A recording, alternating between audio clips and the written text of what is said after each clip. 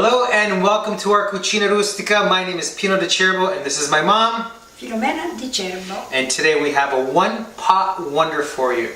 It's pasta e fagioli, an old school classic. I actually made this once when I was on MasterChef for the Toronto Maple Leafs and it was a big hit in their kitchen, and it's going to be a big hit in your kitchen. Here we are. These are all the ingredients that you're going to need for the pasta fagioli. It might look like a lot of ingredients. Don't be intimidated, because once they're in the pot does all the work. For the exact measurements, visit my website at www.pinodicerbo.com.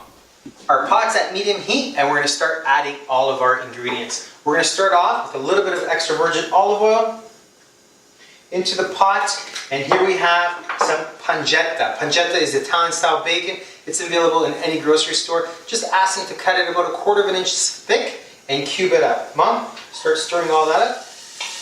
Make sure we get that all in there because it's absolutely delicious. We're going to start rendering some of that fat, getting some of that fat out, and getting a little bit of a crisp on that bacon. And that's only going to take about a minute. After a minute, we are going to add onion,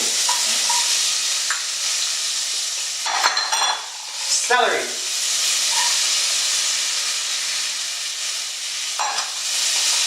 carrot. Now we need to season with a little bit of salt and pepper, because what, Mom? Ci vuole sempre un po' di sale e pepe, sempre un po' di sale e pepe. Salt and pepper.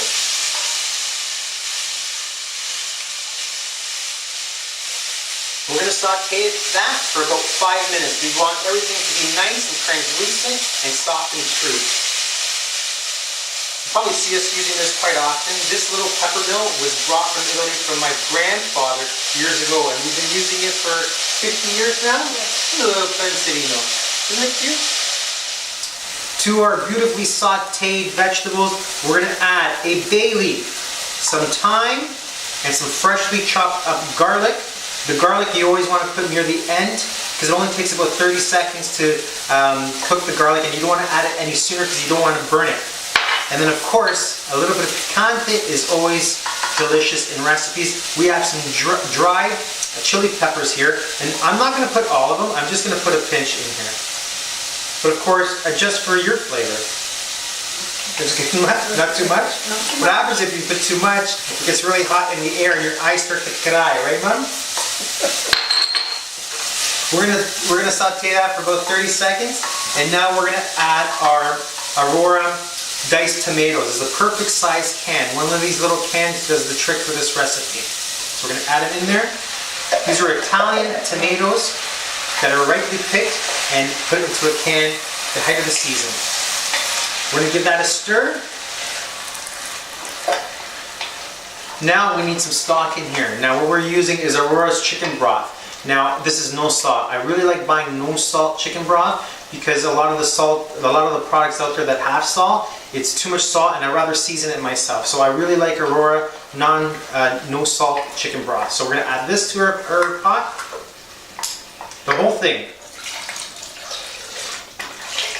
Well, and yeah, I forgot. I knew you were going to say that. Of course, we always have to rinse everything, because why waste it? Because there's still some tomatoes in there. You're right. That was close, folks. Because if I would have did that without rinsing the can, it wouldn't have been good for me. So there you go. Okay. Okay. Good. You didn't see it. Beautiful. Okay. Good. We're good. We're good. Okay. To that, we're going to add our can of red kidney beans that we've rinsed. And we're going to give that a stir. Now we let the pot do the rest of the work. This is going to come up to a boil. As soon as it comes up to a boil, we're going to reduce the heat to minimal and let it simmer for at least 20 minutes.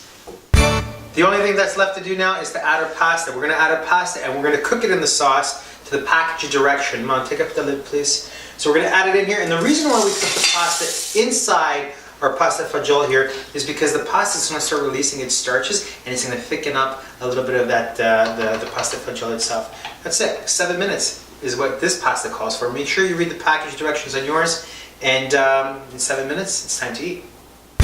Pino, la pasta e fagioli è pronta. Wow, perfect timing, Mom. I'll take some of that. Beautiful. A little bit more, a little bit more.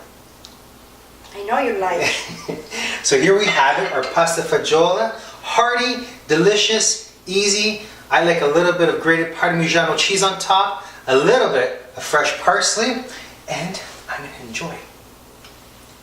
Dalla nostra cucina rustica, buon appetito!